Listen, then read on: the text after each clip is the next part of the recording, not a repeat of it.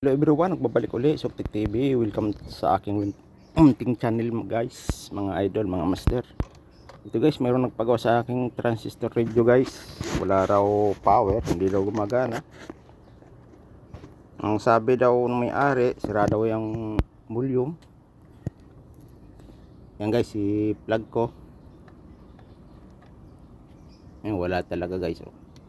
Karaming sira nito, yan ang volume. Ito nasisira, tapos yung power supply nito guys, yung kadalasan nasisira nito, yung mga ganitong mga style guys, ano to, mga parang disposable to, hindi katulad ng araw yung mga transistor radio yung ginagamit sa probinsya, napakatibay. Yan oh, bago pa lang daw to guys, hindi para raw guys. Kung napadala kayo sa aking channel, paki-like, paki-subscribe at paki-double button na rin para updated kayo sa mga video ko na upload. Maraming salamat sa mga supporters, mga subscribers, mga datihan bago at mga silent viewer guys. Ito, buksan ko muna, medyo maliit yung ano nito, kaya ito yung ginamit kong screwdriver. Yan ang pisa niyan guys oh, kaunti lang oh. Tapos yung power supply yan guys oh, ano lang siya, yung capacitor lang na diode at ginamit niya lang, kaya gumaganyan sila yung talagang guys. Yan, check ko muna. Palagay ko okay naman ang ano nito, yung volume control, yung potentiometer. Power supply lang talagang bumigay nito. Yan. Yan guys oh. Bali susupply ko muna to ng ano, kasi mayroon namang saksakan dito guys ang adapter oh. Mayroon siyang 5 volt na pwedeng gamitin. Pag ganyan gumana, ibig sabihin sira talaga tong power supply sa primary guys. Kasi bagong-bago pa to eh, bago pa lang daw bili, ganyan agad, sira agad. Yan mga ganito guys, parang mga ano kasi to, disposable. Yan oh. Meron ako dito ng power supply guys, sa flashlight ko pala to ginagamit. Sim lang yung ano niya, tawag dito yung output niya, kaya ito yung ginamit ko dito, 5 volt. Pwede rin ano yung sa cellphone charger, kaso ang saksakan kasi dyan hindi pang cellphone. Check ko kung gumagana. Ayan. Ayan o.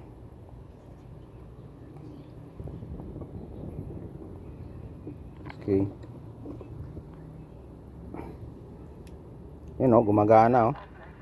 Ibig sabihin sira talaga yung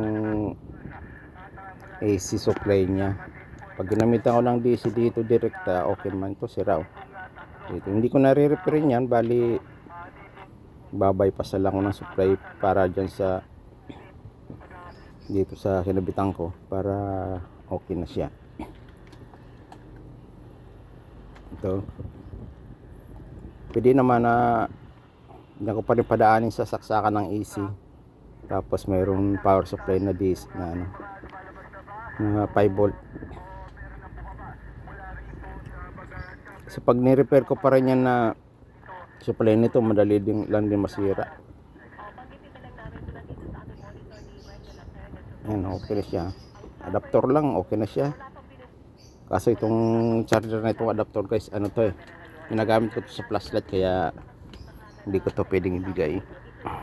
Ganap pa lang ako ng ibang power supply na ano, ko-convert. Okay.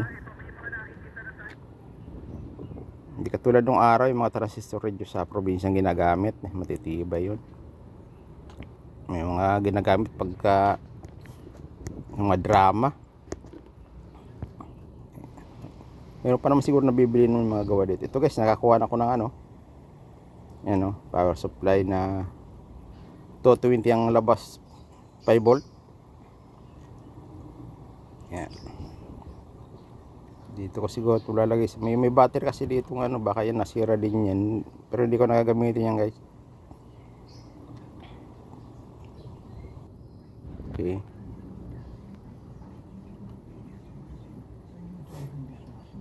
Para magamit pa rin tong saksakan niya, yung AC.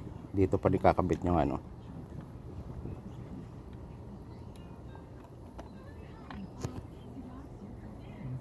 Mga ganito kasing klaseng transistor ito, mga disposable na siya. Katulad ng araw, mga ano, ito parang mga lilit lang na pisa ginamit, mga SMD. Matuldok-tuldok na lang.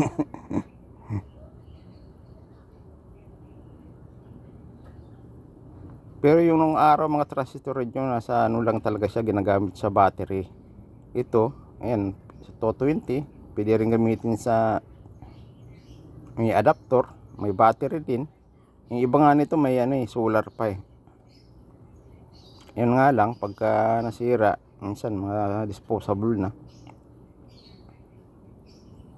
Katulad ng araw, yung mga transistor yung ginagamit namin sa probinsya, yung mga tibay, malalakas.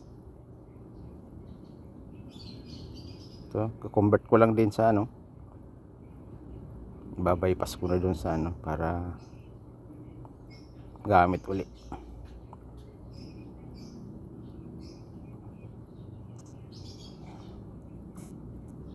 Hindi rin tumagal yung power supply nilang ginamit. Yan, lagyan ko lang guys ng sleeve na no, string cable. Okay. Yan. Check ko pare kung may 5 volt talagang power. DC.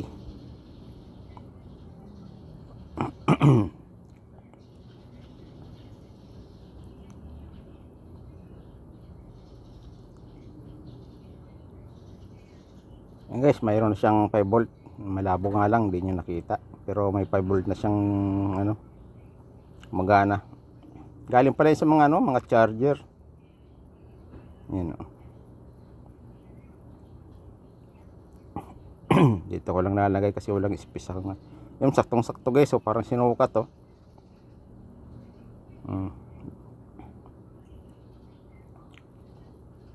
Tapos takpan ko lang siguro yan para hindi delikado. Kasi 220 yung input niyan.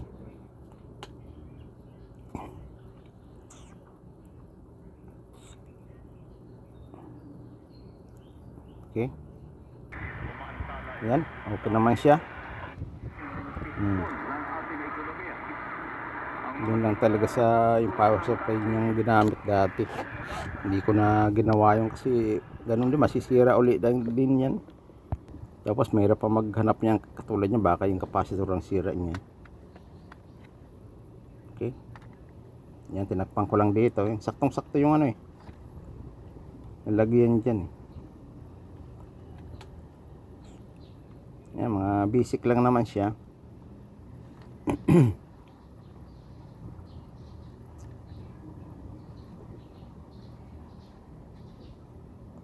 Mga ganito, mga disposable lang to.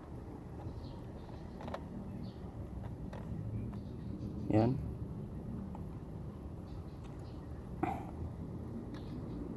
Nung araw mayroon kaming ganito, pero yung mga matitibay,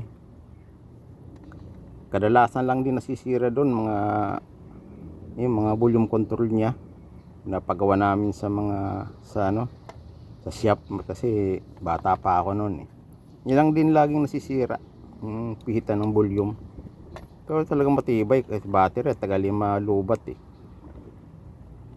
Okay, matagal din siguro malubat to kung battery gagamitin, kasi ito di kuryente ito eh. Yan. Okay, okay naman siya. Oh.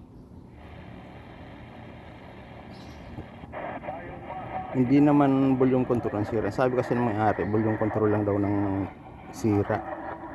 Siyempre, bagong-bago lang. Hindi ka naman maginalang yung talagang sira kasi bagong-bago. Bumigay agad talaga yung power supply niya. Okay na guys, ibibigay ko na to sa nagpagawa kasi mga matatanda. Yun ang libangan nila. Salamat sa panonood. Thank you for watching.